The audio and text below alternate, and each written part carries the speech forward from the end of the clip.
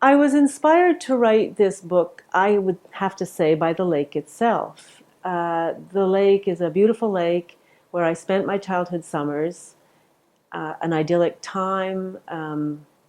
And I think at that point I had fallen in love with the lake, the way I think children fall in love with their own environment.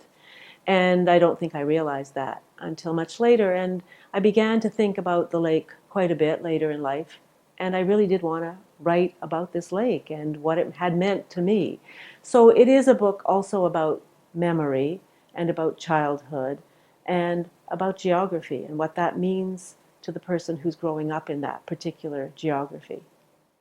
I think this book surprised me in a couple of ways. One of the surprises, and I wouldn't have guessed this before because I had set out to write about the lake and its surrounding geography, cultural environment as well, was really how much I wanted to eventually, and this was a surprise, it wasn't an intention, how much I wanted to write about the monks in the Trappist monastery.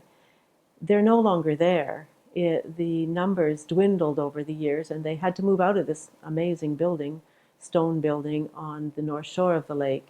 But somehow their history and their lifestyle really got under my skin, and I started writing more and more monastic poems, which wasn't really the direction I had intended. But in the end, these monastic poems thread through the book and kind of hold it together in an interesting way. So that was a surprise for me. The question about what changed me about this book, I would say because this book, and this is the first book that I've written that's just poetry. I've written some mixed genre before. Um, the thing that I found changing was uh, my relationship to poetry in a way. Because this book is a book of love poems, and because I began to think of the lake as sacred in a way, the way we do sometimes about our geography, I think it finally got into me how my writing practice was a spiritual practice. This writing of poetry to me is a little bit, not to sound too cheesy, but a little bit sacred. So I hadn't anticipated that.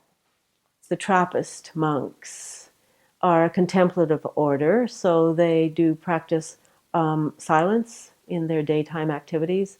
And they're also an agrarian order, so they are fairly in their, life harmless. They maintain bees, they make oca cheese, they make cider, that kind of thing. They grow their own food, and and I'm not going to say that they're mystical, but I did read Thomas Merton, who was also a Trappist monk in Kentucky, and I think he would have called himself a mystic in some ways, was also very political.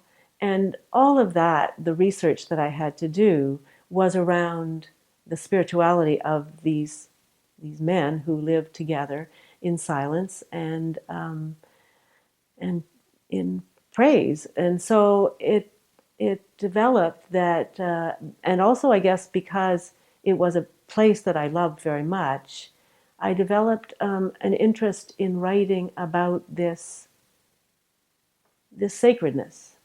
And I think then that just informed my poetry more and more. As a poet, I often find myself hanging in the balance between confidence and doubt. And it can happen and change within 5 minutes. I think winning this prize for me and personally helps correct that particular difficulty.